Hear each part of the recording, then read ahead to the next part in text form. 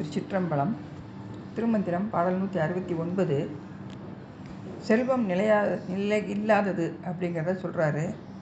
எப்படி வானத்தில் இருக்கக்கூடிய நிலவு தேய்ந்து திருப்பி வளர்ந்து அப்படி வர்ற மாதிரி இந்த செல்வமும் அப்படி இருக்கிற செல்வம் குறையும். அப்புறம் ஒரு நல்வினை பயனால் நமக்கு செல்வம் வந்து சேர வேண்டிய காலம் இருந்துச்சுன்னா செல்வம் வந்து சேரும். அப்படி மாதிரி இந்த செல்வம் வளர்ந்து தேயக்கூடியது அப்படிங்கிறத சொல்கிறாரு.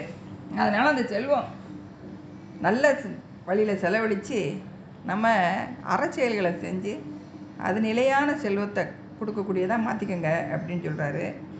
அது மட்டும் இல்லாமல் இறைவன் சிவபெருமான் தேவர்களுக்கே தலைவனாக இருக்கக்கூடியவன். அவனை நினச்சி நீங்கள் சிவத்தொன்று செஞ்சீங்கன்னா அவர் என்ன செய்வாராம், கார்மேகம் போல் பெருஞ்செல்வத்தை கொடுப்பாரு அப்படின்னு சொல்கிறார். பாடல்: இயக்குறு திங்கள் இருட்பிளம்பொக்கும் துயக்குறு செல்வத்தை சொல்லவும் வேண்டாம், மயக்கர நாடுமீன் வானவர் கோனை பெயர் கொண்டல் போல பெரும் செல்வம் ஆமே அப்படிங்கிறார்.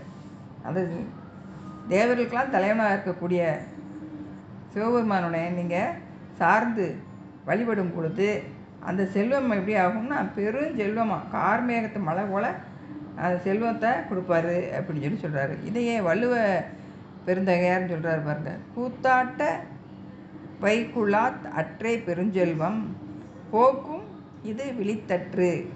அதாவது செல்வம் வந்துச்சுன்னா அந்த கூட்டங்கள், அதாவது சுற்றங்கள், உறவுகள் எல்லாம் வந்து சேர்ந்துருவாங்க.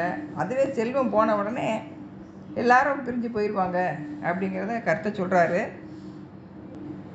திருமுறையில் சொல்கிறாங்க பாருங்கள். இறைவனுடைய நம்ம சரணடைஞ்சோம்னா அவர் எப்படி நமக்கு கொடுப்பாரு அப்படிங்கிறத சொல்கிறாங்க. சலமிலன் சங்கரன் சார்ந்தவருக்கு அல்லால் நலமிலன் நாடொரும் நல்குவான் நலன் குலமிலர் ஆகினும் குலத்துக்கு ஏற்பதோர் நலமிக கொடுப்பது நமச்சிவாயவேங்கிறார். அதாவது இன்பத்தை செய்யக்கூடியவன், அதாவது சங்கரன் அப்படிங்கிற பேர். சங்கரனுக்கு இன்பத்தை கொடுக்கக்கூடியவன் அர்த்தமாக. அப்படி இருக்கக்கூடிய பெருமான் தன்னை சார்ந்தவர்களை காப்பது தலைவன் கடன். அது மாதிரி அவனை போய் சரணடைஞ்சிட்டோம்னா அவர் நம்மளுக்கு எந்த குறையும் இல்லாமல் நம்மளை பார்த்துக்குருவார் அப்படிங்கிறத இந்த பாடல் மூலமாக சொல்கிறார். திருச்சிற்றம்பலம்.